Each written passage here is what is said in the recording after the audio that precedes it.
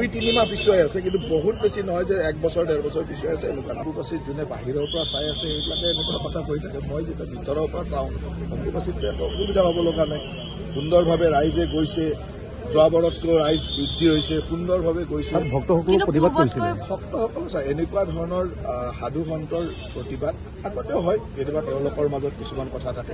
আৰু এতিয়া হৈছে কি আগতে যিটো সাধু সন্ত ৰখা জোনা আখৰাৰ যিটো 10 নামী আখৰাৰ ঠাই আছিল, তাত বেছিভাগ মেক্সিমাম মানুহ 200-300-500 মানুহ থাকিব।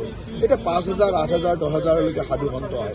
এতিয়া সেই জেগাটো ঠেক হোৱাটো স্বাভাৱিক। আৰু সাধু সন্তসকলক আমি এতিয়া ৰিকুৱেষ্ট কৰি আছো যে আপোনালোকে পৰিসৰৰ বাহিৰত আপোনালোকৰ কাৰণে নিৰ্মাণ কৰি দিওঁ, তাত থকাৰ ব্যৱস্থা কৰক। কিন্তু তেখেতসকলে লগতে থাকিব বিচাৰে। লগত থাকিলে কেতিয়াও শৌচাগাৰ স্নানাগাৰ পাব নোৱাৰে, কাৰণ সেই পৰিসৰত শৌচাগাৰ স্নানাগাৰ কৰাটো ধৰ্মীয়ভাৱে নিষিদ্ধ। এনেকুৱা কিছুমান সমস্যা আছে। কিন্তু মই ভাবোঁ যে এইবাৰ জোনা আখৰাৰ লগত কথা পাতি, কাৰণ এইটো সাধু সন্তৰ বিষয়ে আমি ডাইৰেক্ট বাহিৰৰ পৰা ক'বলৈ দিগদাৰ। মই জোনা আখৰাৰ শীৰ্ষতম নেতৃত্বৰ লগত বা তেওঁলোকৰ সাধুসকলৰ লগত কথা পাতি এইবাৰ অকণমান বাহিৰত ডাঙৰকৈ এটা পেণ্ডেল বনোৱা বা ডাঙৰকৈ ঘৰ এটা বনোৱাৰ পৰিকল্পনাত আছো। আৰু সেইটো হৈ গ'লে 10,000 হওক 15,000 হওক সকলোৱে সুন্দৰভাৱে থাকিব পাৰিব। কিন্তু এতিয়াৰ যিটো ঠাই, ইয়াত ইমান মানুহ থাকিব পৰা অসুবিধা আছে। মই সংবাদ মাধ্যমত দেখি আছো যে যিবিলাক মানুহে দিন ৰাতি একাকাৰ কৰি স্কাউট গাইডৰ ল'ৰাবিলাকে ইমান কষ্ট কৰি ডিউটি কৰে, তেওঁলোককো দোষাৰোপ কৰি নিউজ বনোৱা হৈছিল। সেয়া আচলতে বৰ সঠিক নহয়। আপোনালোকে চাই ল'ব, স্কাউট গাইডৰ ল'ৰাবিলাকে ইমান কষ্ট কৰে। মই যোৱা 7-8টা বছৰ অম্বুবাচীৰ লগত জড়িত হৈ আছো। দিন ৰাতি একাকাৰ কৰি স্কাউট গাইডৰ ল'ৰাসকলে ভলেণ্টিয়াৰলি ছাৰ্ভিচ কৰে। এতিয়া স্কাউট গাইডকো দোষাৰোপ কৰি নিউজ বনাইছে। এতিয়া মই ক'ম কি বনাইছে নিউজটো। এতিয়া স্কাউট গাইডৰ ল'ৰাকেইটা কলেজৰ স্কুলৰ ল'ৰা ছোৱালী, সিহঁতে ইমান কোনোতো তেওঁলোকৰ দৰমহা নাপায়। তেওঁলোকে আহি তাতে দেৱী মাক সেৱা কৰিবৰ কাৰণে তাত কাম কৰে। এতিয়া আমি সেই দৃশ্যেৰে চাব লাগিব।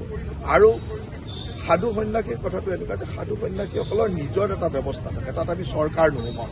গতিকে চৰকাৰ নোসোমোৱাৰ কাৰণে তেওঁলোকৰ ব্যৱস্থাটো তেওঁলোকৰ মাজতে কেতিয়াবা কিছুমান খেলি মেলি থাকে।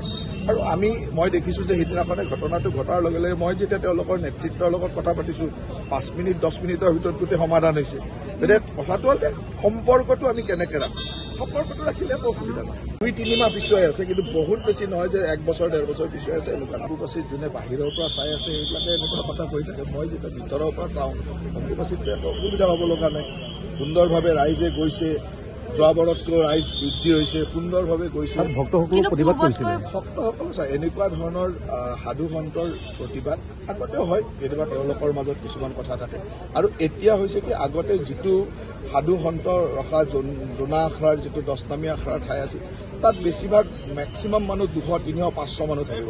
এতিয়া 5,000, 8,000, 10,000লৈকে সাধু সন্ত হয়।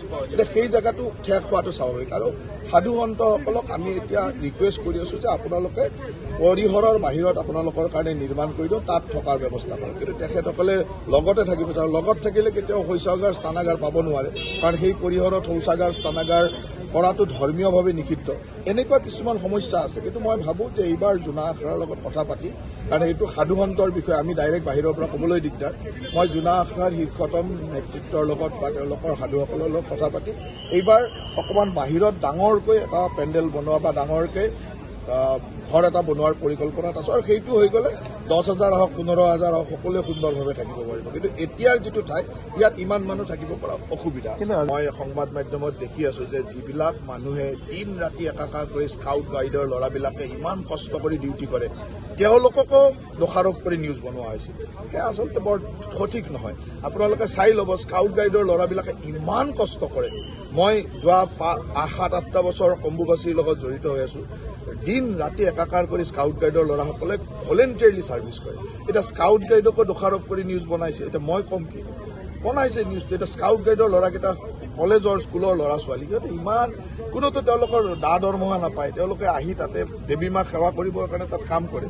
এতিয়া আমি সেই দৃশ্যেৰে চাব লাগিব। আৰু সাধু সন্যাসীৰ কথাটো এনেকুৱা যে সাধু সন্যাসীসকলৰ নিজৰ এটা ব্যৱস্থা থাকে, তাত আমি চৰকাৰ নোসোমাওঁ। গতিকে চৰকাৰ নোসোমোৱাৰ কাৰণে তেওঁলোকৰ ব্যৱস্থাটো তেওঁলোকৰ মাজতে কেতিয়াবা কিছুমান খেলি মেলি থাকে। আৰু মই দেখিছোঁ যে সিদিনাখনে ঘটনাটো ঘটাৰ লগে লগে মই যেতিয়া তেওঁলোকৰ নেতৃত্বৰ লগত কথা পাতিছোঁ, 5 মিনিট 10 মিনিটৰ ভিতৰত গোটেই সমাধান হৈছে। গতিকে কথাটো হ'ল যে সম্পৰ্কটো আমি কেনেকৈ ৰাখোঁ। সম্পৰ্কটো ৰাখিলে একো অসুবিধা নহয়।